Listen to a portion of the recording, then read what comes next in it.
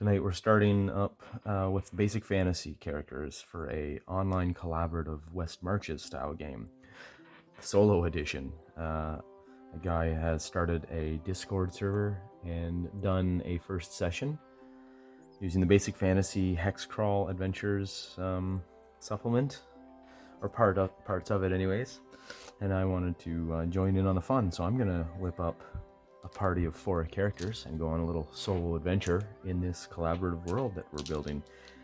He currently has not ventured outside the town hex. He's just explored the hex that the town is in, and I intend to continue on farther out into the wilderness, as is custom for my losers, my rando losers. So here we go. Let's generate 4 characters. I'm using the adventure log sheet from the basic fantasy downloads page. So we've got a 12 strength for this guy. This guy under here has a 10 strength. We've got an 8 strength and a 12 strength. Rolling up 4 characters at once here. Just group these dice. Okay, we've got a 14 intelligence on this guy. We've got a 8 intelligence on this guy. 12 intelligence and a 9 intelligence. Okay.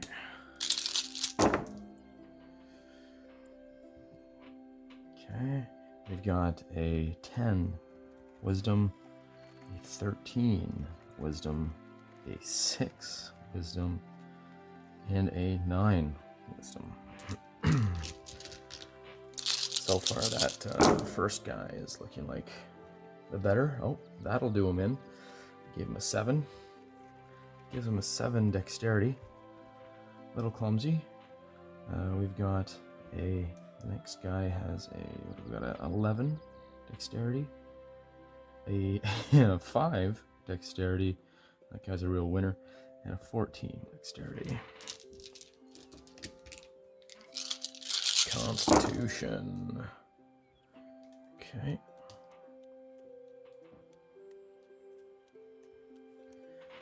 We have a constitution of 8. Oh yeah, that guy went downhill real quick. 8. 11, 4, whoa, and a 9. Wow, that third guy has a 6, a 5, a 4, and an 8, and a 12 so far. Okay.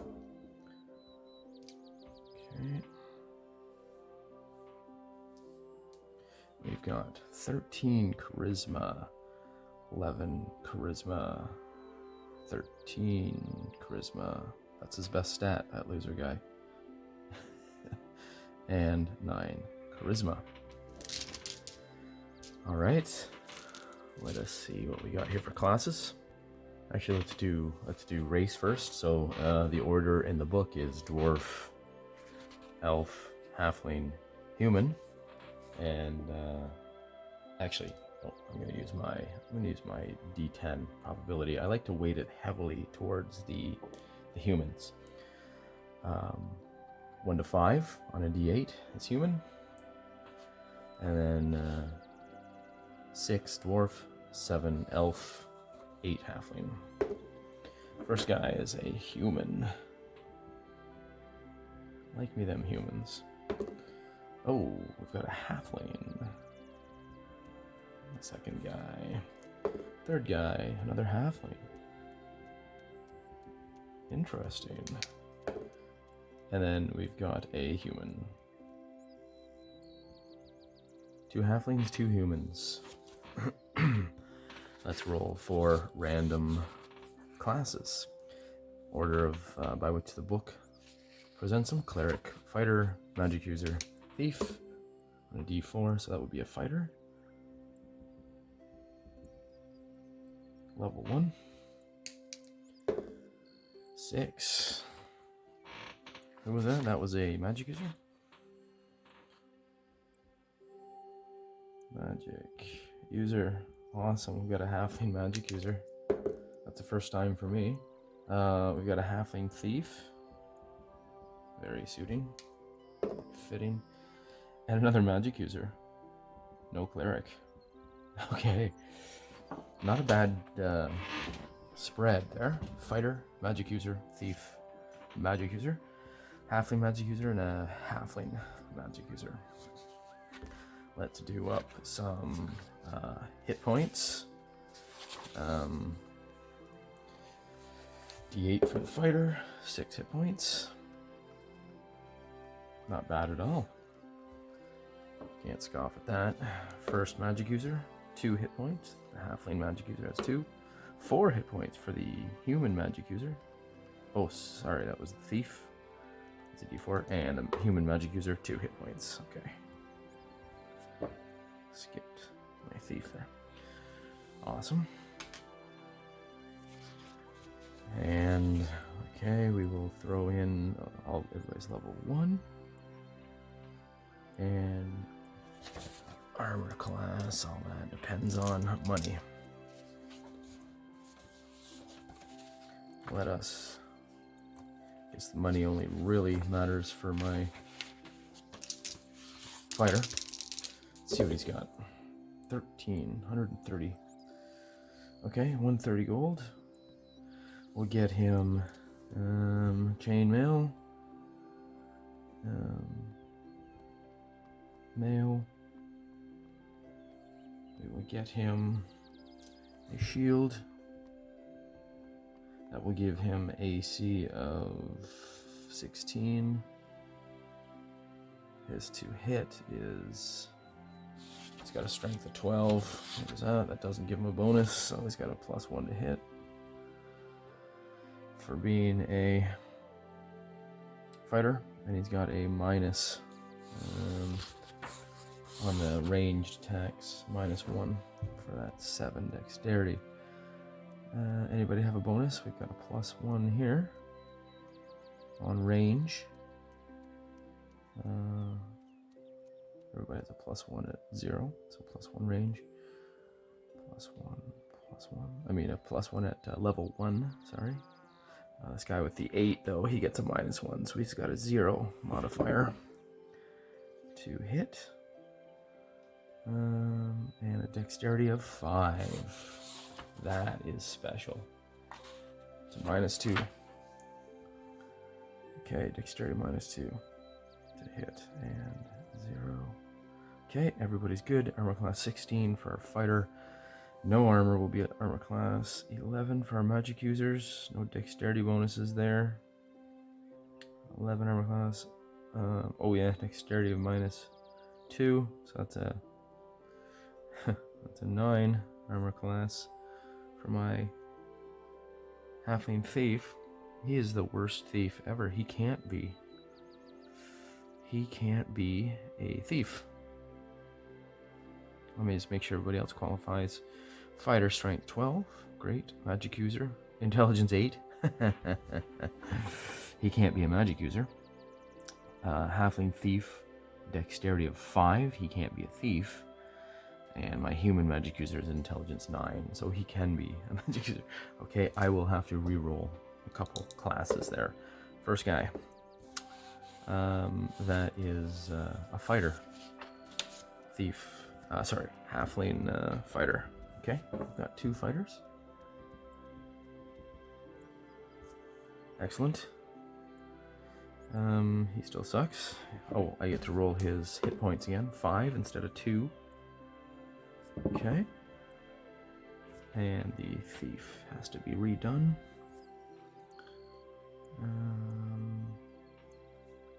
Let's see what he becomes. What does he grow up to be? 2. That's a cleric. His wisdom is 6. Wow. This guy can't be much, eh? He can only be a magic user. Okay, this guy's the magic user. That's the only thing he can be. It's all he qualifies for. His dex too low. His wisdom's too low. His strength is too low. Awesome. Well, we end up with a halfling magic user after all. 2 magic users, 2 fighters. This will be interesting. My human magic user, dexterity of 14, so he has a +1 with ranged. And 0. Oh, +1 to attack. Sorry, yes, I've got that already. Armor class will be dexterity +1, so 12. Okay. Anyways, back to outfitting my human fighter. $130. So shield. Okay. I give him a long sword. Long sword for 1d8. Long sword. 1d8. And I'll give him a bow. Short bow, 1d6. And arrows. Okay. 20 arrows. Okay, that'll leave him with 26 gold pieces left after buying all that good stuff. Alright, our halfling fighter. Let's see what he's got. He's only got $80. Alright, my halfling fighter. Chainmail, shield, and a short sword. Leaves him with 7 gold left. I'll buy daggers for the magic users. Slings. Daggers and slings for each of them. Dexterity is pretty bad. Okay, I'll just buy a sling for the guy with the dexterity of 14.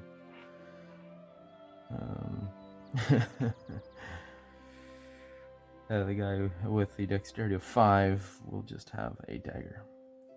2 hit points, 2 hit points. Check out their money situation. 50. So a dagger. So he's got 48 remaining. The other guy has 90. Buy him a sling and some ammo for that. Okay. Sling and some ammo from 90. Why don't I see that? Oh yeah, here we go. Sling.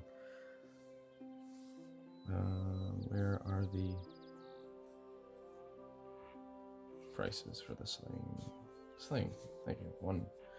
And then, okay, so 2, 3, and then or 5 from 90. 85 left from him. 20 shots with the sling. Alright. Let's spend the rest of our money to, well, we'll just make sure that we'll just buy rations with that. Okay, let's buy rations for everybody. Oh, actually, let's spend some money.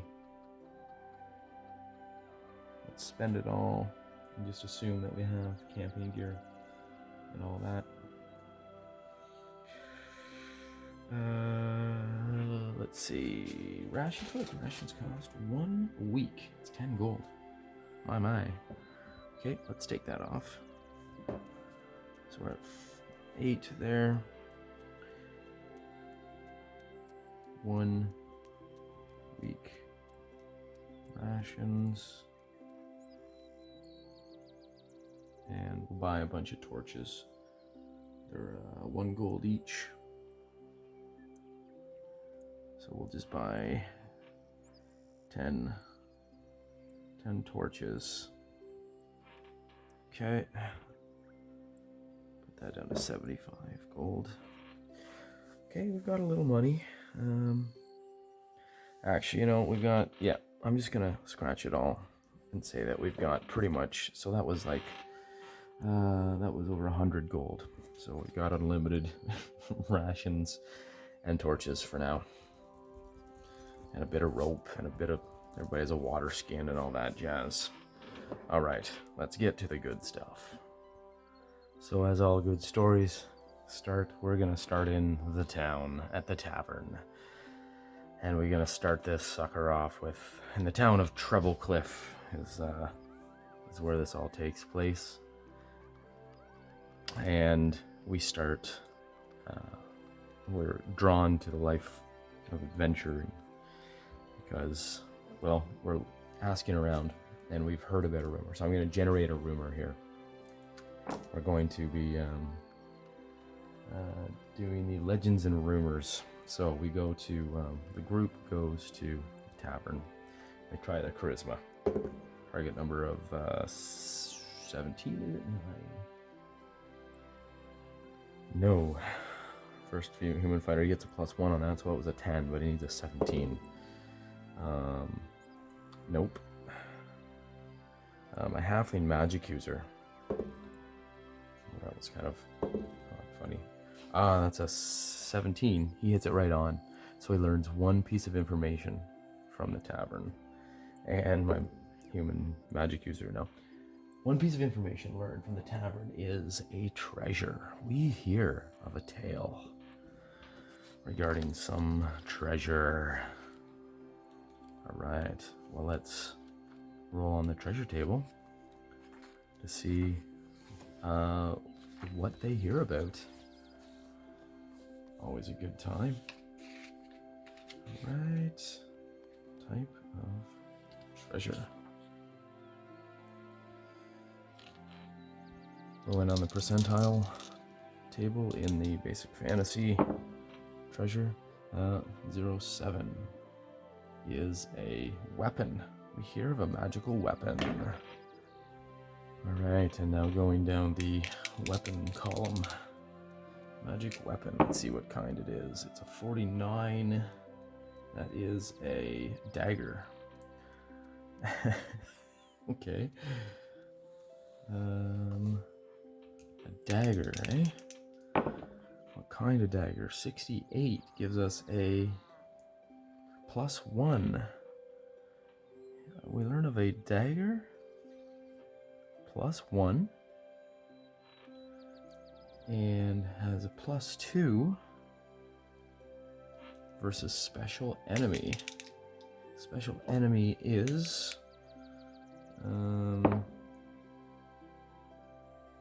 enchanted. What does that mean? Any enchanted, okay. +2 enchanted. Interesting, so any enchanted creatures.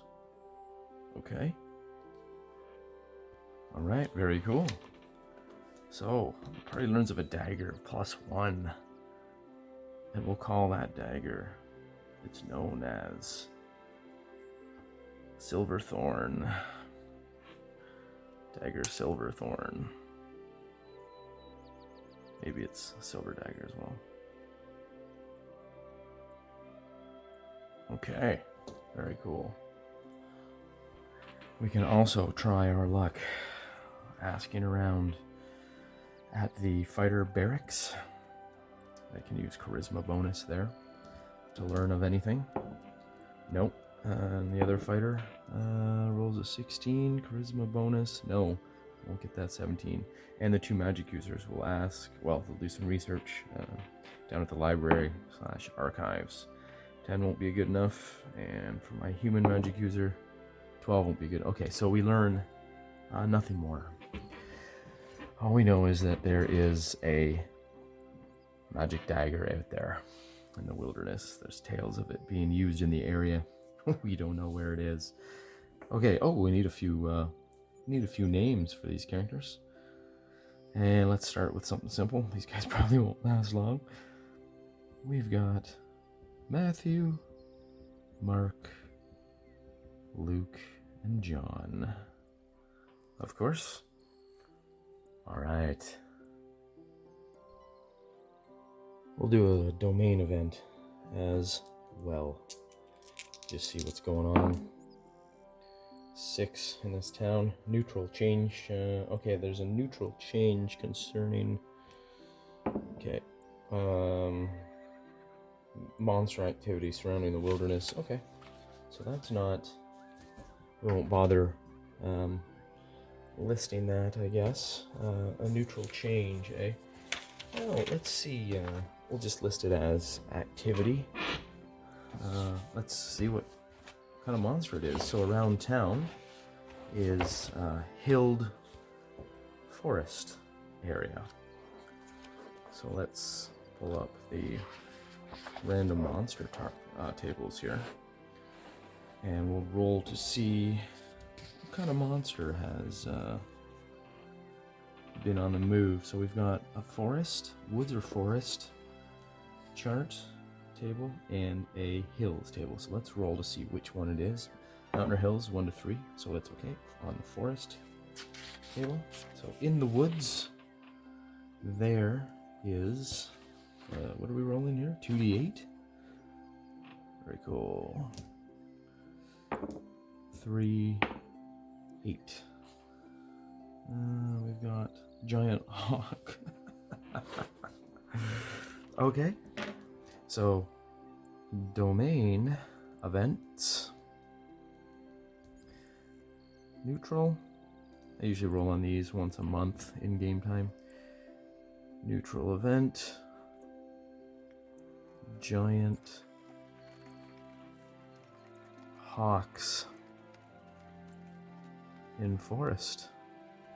Okay, so maybe they've been, a nest has been spotted. There's some giant hawks out there, just be careful. Alright, we're not afraid of any giant hawks. It's not going to slow us down, so we're going to head out. Let's go adventuring. Day 1. North to Hex E7, it looks like. To E7. Let's see what we find there. We come out of the hills. We find mountains. Mountains. And we come out of the forest. Forested hills. And we find 5 more light forest. Okay. We check to see if there's wandering monsters. Nothing. Is there a point of interest? Nothing. Okay then. Looks like we have lightly loaded metal armor bearing members in the party. So we can move. We have 12 movement points according to the table on the Hex Crawl Adventures supplement. 12 points. We're moving across Light Forest Hills 9. So we traverse that hex and we get into...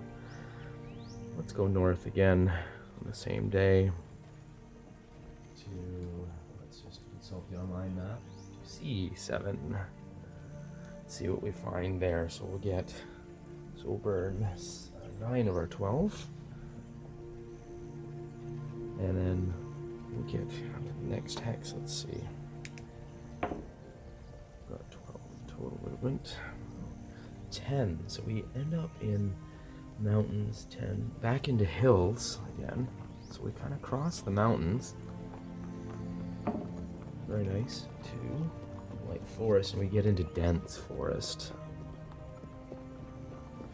Dense forest. Okay, and that's movement. It's a movement cost. Yeah, of 18. Okay, so we get in 3 of 18 that day. And we, point of interest encounter, neither. And then we make camp for the night. Nothing. Okay. Day 2. Let's march to... How about... we go... Let's keep going north. Yeah, why not north? Okay, so we spend all day, actually. We only have 12. We will spend all day marching. We'll look for a point of interest again. Oh, and we have an encounter. We go north and encounter. It'll take us all day, so it'll be 12. Plus 3 is 15 of 18. We're still not into this hex by the end of the day. And we encounter something. Let us see what we've got here. A D8. We need 2 D8s. 1. And, okay, 9. Do we want mountain or forest? 3, that's mountain. 9 on the mountain. Uh-oh. Hawk. But it's not giant hawk. So that is good. Encounter hawks. Let's see if we can handle that. Hopefully we can handle. Yeah, normal hawk. And there are number appearing in the wild is 1d6. 2. Encounter 2 hawks. Alright. Let's do this.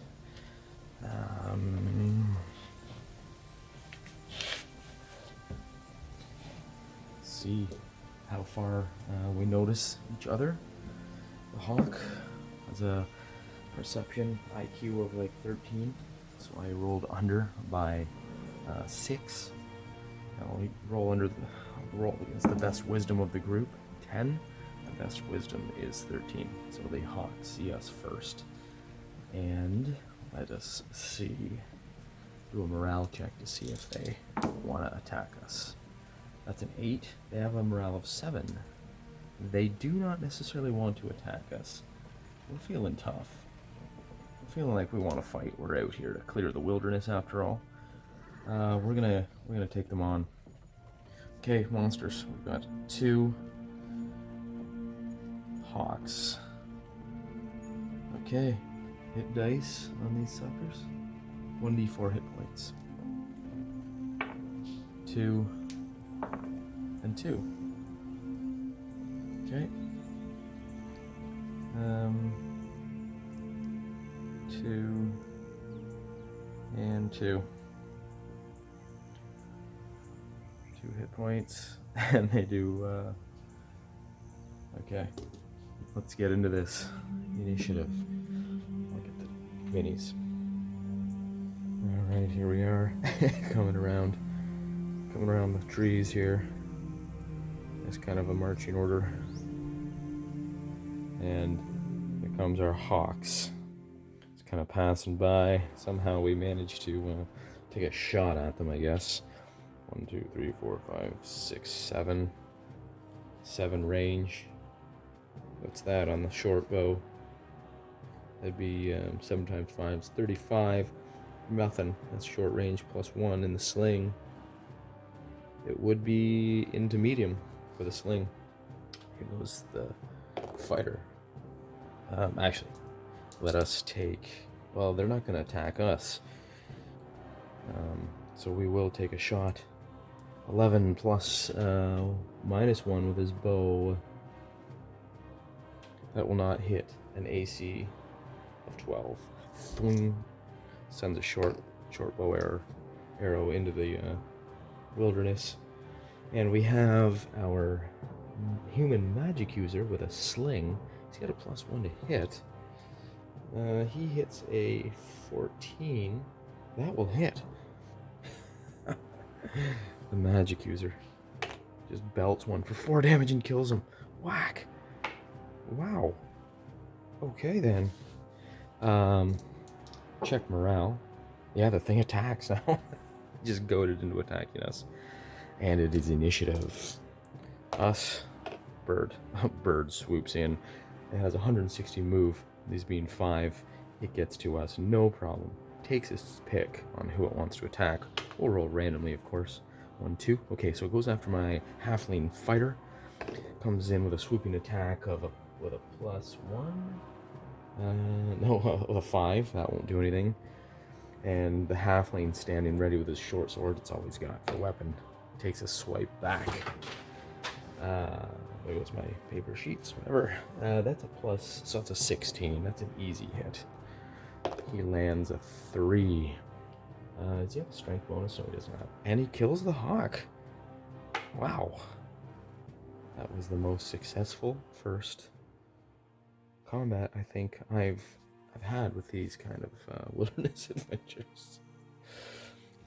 Awesome. Okay, let's just grab the XP for that and write it in our record sheet here. That's 20 XP. And treasure type none. Go figure, right? Okay. Just mark off our ammo here. 19 shots. 19 arrows, 19 sling bullets. Okay, and that is the end of the day. Just trying to get out of that that C7 hex. We will check for night encounter. 3, nothing. All right. I think we gotta head back after this. Day 3. North. And we do manage to, okay, so we have to traverse this hex. Get out of it. Check. Wow, we're still moving through this hex. Oh, we hit a point of interest, though. Heading north. And we find in C7, find a point of interest. All right. Point of interest is a D20. See, we find 12 natural resource. Find natural resource. Cool. Let's say we find a mineral, natural resource, and iron. Iron? Maybe we should roll. Alright, I've got my little table. Coal, iron, copper, silver, gold, or platinum mine. It's a D12, and it's weighted heavily to the lower end. Coal, iron, and copper. 1 in 12 chance of platinum or gold.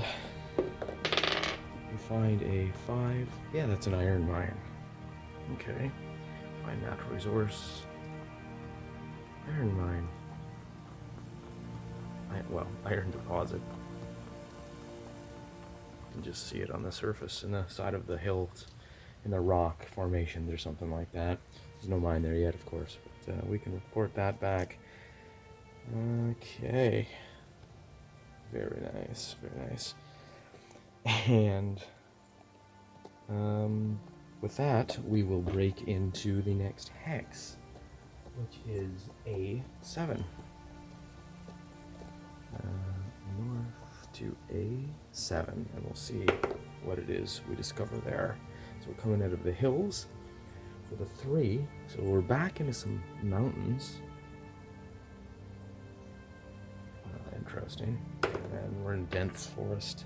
We'll come into it's gonna be light forest. Okay. And what do we got here? We used up 3 movement points of our 12 to finish there, and then we go 9 into our new hex, which does traverse that 9 out of 9. Okay. So we do get across that hex, and then I think we have to turn around and head home.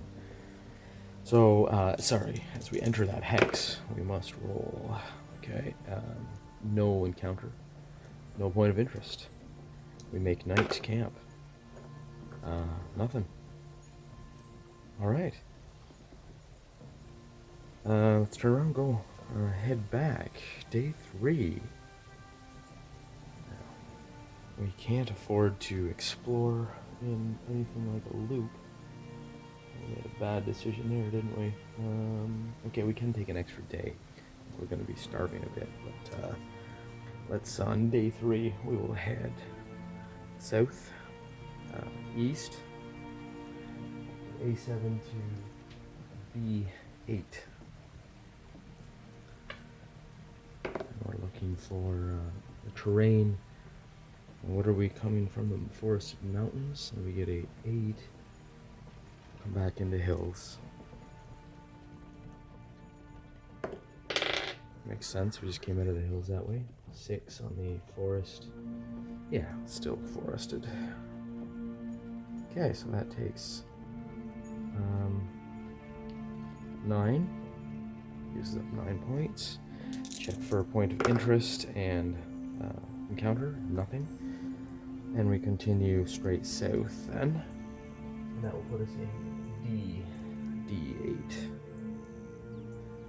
that right? Yeah. D8. And that terrain is 9 from the hills. We hit some plains. That'll be quicker moving. Light forested, light forested plains. And that will be 9, so we have 3 left. So we go 3 of 9. Movement point, point of interest. Oh, look at that roll. Point of interest and an encounter. Okay. Point of interest is a 6. Caves. Find some caves. And we encounter... We are in forested mountain, so we'll see which table we roll on, forest or mountain. That is the mountain table. We roll 2d8, 3, 7, 10 orcs. Excuse me, we encounter orcs. The dreaded orcs, of course we do. We see, how many of them? In the wild, 3d6? Like, golly. 3d6 of the things. This will not be good. Yeah, now I start rolling good, eh? We see 12. 12 orcs. Okay, we're gonna roll perception. Under the oh wow! Trying to roll under the wisdom of the best player in the party. And that would be 13, I guess. So we're 12 under. And they would have a 13 as well. We'll say a 12. We'll say a 12 since they're orcs. They're not the smartest. I give 13 for the for wild animals. Usually they're pretty perceptive. Can't sneak up on a wild animal that easily. An orc, a little easier probably, so 12. And he rolls a 15, so he fails. And we notice the orcs, what did I say? Like 12 movement turns. Movement rounds away, and our outdoor wilderness movement is fairly significant. Wilderness movement 20. Encounter movement 20. Anyway, so we see them a good ways off somehow. Probably across. We're in the plains. Were we in the plains? Yeah. See them across a large clearing, perhaps. And I think we will just probably just hide. We don't want to face 12 orcs. It does occur to me that I somehow forgot to get my magic spells. I always roll randomly for my first magic spell. I don't have these guys' spells yet. Anyways, we're going to do that in a moment. We're going to try to evade these 12 orcs. So we'll give one more roll and see if they ace this and notice us, but not likely that they fail again. So they would have had to have beat that by, golly, 5 at least. So they wander off and don't notice us. Since we saw them at such a great distance away, they weren't able to get the jump on us, nor us on them, since we just hid and let them walk by. Okay, that was close. Let us go no farther until we roll for the spells on these magic users. I've got 12 spells at first level. Best way to do that is roll. Oh, we got Charm Person. Luke, the halfling magic user, has Charm Person. Awesome. Great spell. I've never actually rolled that for a random character. Nice to have that for a change. And Hold Portal for John, the human magic user. Okay. Cool spells. Could be worse. Wow, okay, that was close. A band of orcs just wander by. And we will make night camp. No encounter. Thank heavens. Okay. Day 5. We are plains, forest. Okay, we are 3 movement points of 9 into the hex, so we're a third through. We do use 6. We have 12 movement points, so we use up 6 of 12 that day. Heading south in D8. We will roll as we travel for another encounter for nothing. Excellent. And then south to the next hex.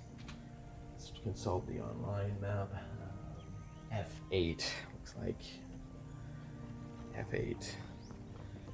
Yeah, we're gonna make this back on the rations we had. I was afraid it was gonna be slower, but we hit some easier terrain, thankfully. F8. So we're in the plains. Flatlands with light forest. Plains, when we roll an 11, that gets us in a swamp. So we find ourselves in the swamp a bit. Coming down, descending into the swamp. Light forest turns into dense swamp. That's a little more depressing. Okay, and that requires 18 movement, so we're gonna spend some time here. 6 of 18. Ugh. Okay, find ourselves in a swamp. We roll for encounter. And point of interest, and we get neither. And that is the end of our day. Night encounter. Oh no. Oh no. These are bad. Night encounter. Okay. We roll to see if it's forest or swamp. It's swamp. Probably the worst of all tables. We get a 14. Okay, we encounter a blood rose. I don't know what that is. That is new to me. Is this just a plant? Just a dangerous plant? Blood rose appear to be normal rose bushes, but are actually animated plants, dimly aware of their surroundings. These plants are always in bloom, bearing beautiful flowers that are normally white or rarely yellow in color. Oh no. So yeah, we're wandering through the swamp, and we find this lovely looking, white rose bush. So why not make camp there? The fragrance of the flowers is detectable up to 30 feet from the plant in ideal conditions. Blood roses can move about slowly and will try to find locations sheltered from the wind in order to achieve those ideal conditions. Oh no. So yeah, we find it in a nicely sheltered grove of trees, maybe up on a dry tuft of ground amongst this swampy landscape. Blood roses can move about slowly. Living creatures who smell the fragrance must save versus poison or become befuddled, dropping anything carried and approaching the plant. Each round such a creature or character is within the affected area, the save must be made. Befuddled characters will not resist the plant creature's attacks. If attacked, creatures are removed from the area. If affected, Oh, if affected creatures are removed from the area, the effect of the fragrance will expire in 2d4 rounds later. Undead monsters, constructs, etc. are not affected. Each Blood Rose plant will have 1, 2, or 3 whip-like canes studded with thorns, which it can attack. When canes hit, it wraps around the victim and begins to drain blood, doing 1d6 points of damage per round. A Blood Rose, which has recently, within 1 day, eaten this way, will have flowers ranging from pink to deep wine red color, which will fade slowly back to white as the plant digests the blood it has consumed. This thing is nasty. Number appearing in the wild, 1d8 of them. 2. Counter 2 Blood Roses. Oh wow, eh? Okay, so it gets us in the night. What's its movement? Movement is 1 foot. So the things creep up on us. Wow, befuddled. Okay. Alright, so we'll see who's on watch. So 1, 2, 3, 4. Matthew, Mark, Luke, and John. We have 1, 2, 3, 4, 5. Okay, so Luke is on watch. He's got a wisdom of 6. That doesn't bode well for the party. Dang it. I roll a 20. He critically fails. So these 2 bushes basically just slowly move up. Okay. Let's get we'll get the map out here. Here we all are, kind of huddled around a fire.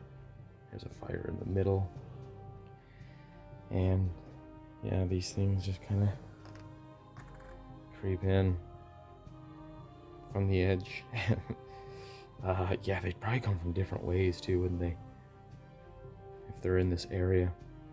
So they just creep in to range, and he doesn't, well, they get within striking distance. He might notice that those plants weren't there before, but with that wisdom, oh my, he needs a wisdom of 6.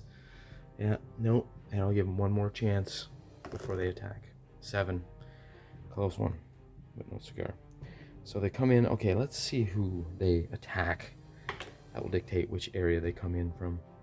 So we've got 1, 2, 3, 4. So 1, 2. Okay, so 1 comes in on him, and 1, 2. 1 comes in on. Oh no, that would be 4 guys. They both come in on guy number 1. So they come in. maybe they come up this way. Luke is this guy here. So yeah, that makes sense. He's kind of looking away, keeping his eyes peeled, listening intently. And out of the swamp slowly move some blood roses. And wow, and they attack. Now let's check these things out. They can have 2, 3, or 4 hit dice. Let's see what they have. Yep. Okay, just 2, and 2 and 3 hit dice. Right.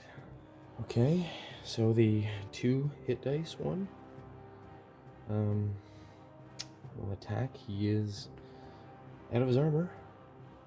That's unfortunate. Matthew, he rolls a 9, and that is a miss. So the plant lashes out and gets tangled up in Matthew's blanket, doing no real damage. I'll wake him up. And an 8. Oh, we're so lucky. Okay, no damage done. Let's roll the hit points for them. One with 2 has 8 hit points. And then with 3 has 9 hit points. Okay. Wow, that's not too bad. Okay, and now it is initiative. We roll a 3 and they roll a 2. We go first. Everybody jumps up. With that, yeah, he's gonna yell at least, and Luke on watch will notice something's up. He will grab his sword and attack one. 1d6 damage. So he can't take that. He's got 6 hit points. He can maybe take 1. Yeah, everybody's gonna jump into the. Well, wait a minute. It's a plant. He'll jump up, step back, with his sword, and they're going to get smart about this. We're going to. Well, we can. It doesn't say we can't. It's not like the undead, or we can't, or it doesn't do much damage shooting arrows or slings at them. He's gonna grab his bow and arrows to start going to town on these things, and we're gonna maybe chuck some fire at it. That's kind of lame damage, so I'll just cause that to be. I'll just say that's 1d4 if I manage to hit. So we step back. Maybe we better step back too. Everybody steps back to the other side of the fire. This being the fire. Okay, so there's the fire. We step back around on the other side of the fire. We can handle these things. Okay, this will be some XP. We do need some XP. Oh, they have no treasure. Okay, so we step back. So he does his move. 1, 2, 3. And fires his bow and misses horribly. He's lame. Sling. Misses. We've got the halfling with the short sword. He'll throw a stick. Grab a stick out of the fire and throw it with a 3. Brutal. And my halfling magic user, he's got a dexterity of 5. Good golly. 12. He's got the minus though. He'll miss. Has an AC of 13. Now we do, oh boy, have to roll save versus poison. Or each round the creature is within the effect area, save must be made. Dropping anything carried and approaching the plant. I save. I fail to save versus poison. Crazy. Okay. So the halflings are at +4 on the save. So Matthew, that jumped up from the thing. We would have been in 30 feet of one of 5, 10, 15, 20, 25, 30. So we got to get past here. Cannot be affected, which we really should do. So poison is 13 or better for a fighter. Here comes the human fighter. Need a 13 or better. 15. Oh, he was fine. Gets up and runs. 1, 2, 3, 4. So that's 20. He's naked, so he can go 25, 30, 40, 5, 10, 15, 20, 25, 30. So he's outside the range. They will all attempt to move out if they make this save. So Mark, the halfling fighter, needs a 13, and he rolls a 2. +4 is 6. So he approaches. Walks right towards him, dropping his stuff. So he is naked. Well, without his armor on anyways. Oops, that's the fire. Without his armor on, he walks up. Luke. Luke is the halfling magic user. Oh, fails. Walks up. And John rolls a 5. He is human. He fails. 1, 2, 3. He walks up to it, drops his stuff. Oh man, eh? Okay. It's their turn. The whiplash. Okay, number 1 is the 1 attacker. 10. 12. He hits a 12. Oh man, eh? That's he's got no dex bonus. Oh yes, he does. Yeah, he still hits an armor class 12. Yep. He is hit for 1d6 damage. 5 kills. He kills John. Okay, kills John. He goes down. That's too bad. And the other one has 2 attacks, so it'll take both guys. 6. That's a 6. That's a brutal miss. Actually, it's not that brutal because they're 11 now with no armor. And a 9 plus 3. That is a plus 3, isn't it? Plus 3, eh? Let me just check that. What was his 8 hit dice? I do believe, yeah, he was a 2 hit dice. No, 3 hit dice, yeah. So 3 is 3 hit dice is plus 3 to damage or hit. So that's a 12. So that hits for 1d6 on that's Luke. 2 damage to Luke. And he has 2 hit points. Luke dies. Kills Luke. Okay, so they lash out, and they will wrap when they hit and deal 1d6 next round. So they'll just start draining their lifeless carcasses. He is dead. So actually I should leave them on the board. Dead and dead. Let's see if they continue to attack. Got a morale of 12. Yes, they always continue to attack. Okay, so he's over here. Wow. It's a new initiative. Us 3, them 5. So they attack. So this one has 1 cane-like whip entangling him, drinking him. This one's only got 1 whip, so he's busy him. So he's got 1 whip to hit him with. Needs 11, yeah, 16. Thwack. Gets him for 6 damage. That is Mark, and he has 5 hit points. Unfortunate that it got us at night. Kills Mark. Wow. And it sits there, drinking their blood. Wow. How brutal. Okay, so he's at the range. He's out of it. He's gonna take another bow shot.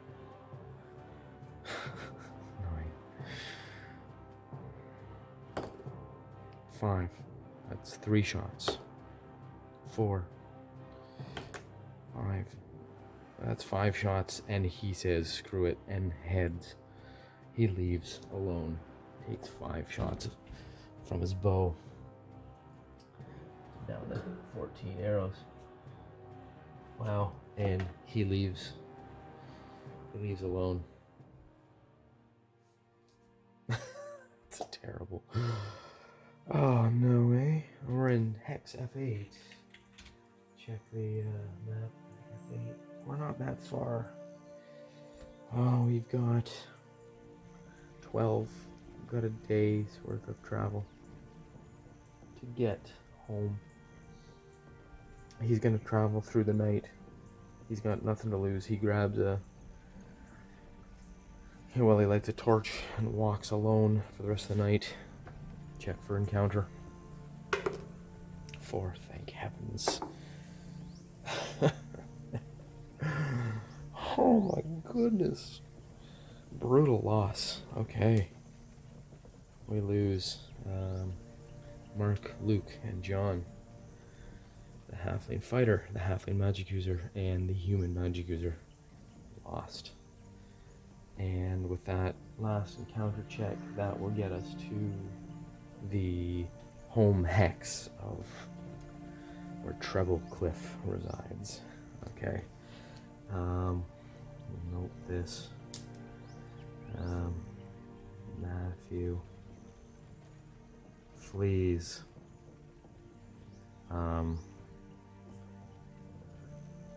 with nothing but weapons and torch. No armor. He lost it. He would have had it off laying beside him. He would have been able to grab his bow and weapons, we'll say, because all he did was move that time, but dang. Okay, travels through night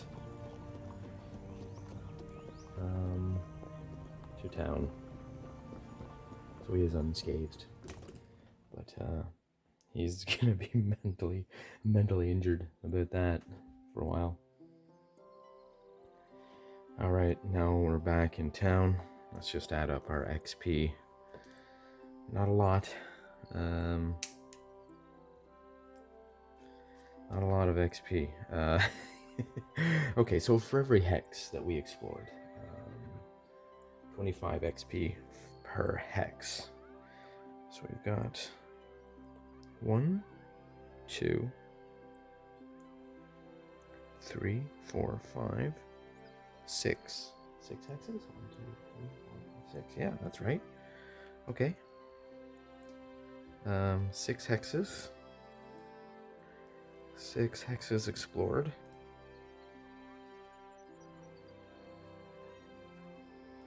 So that would be 150. 150 XP. We did manage to find the natural resources. Find and clear hex. Right, I have to clear a path to that hex. Or was that encountered? Point of interest. I don't even see it.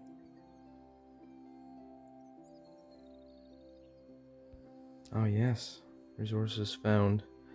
Iron in C7, so that's not that far away. I'd have to clear like 2 hexes. 3 hexes to get there. Okay, and then I get a stronghold grant, but no XP. Wait, that's a typo. That needs to be... Yes, that should be 500 XP per... I might have to update the document there. Okay. Nothing, I'm not getting anything out of that. So, the death of 3 comrades, that's 300 XP. 100 XP per level for each one. So, 300 XP for deaths. So Matthew does get a little bit of experience here. He's human too, so you get a bonus there. Sadly, that is it. It looks like no money. That's it. Okay. 450 XP for our man. Okay, 450 XP plus 10%, so that's 495 XP. Wow. Okay, roll on.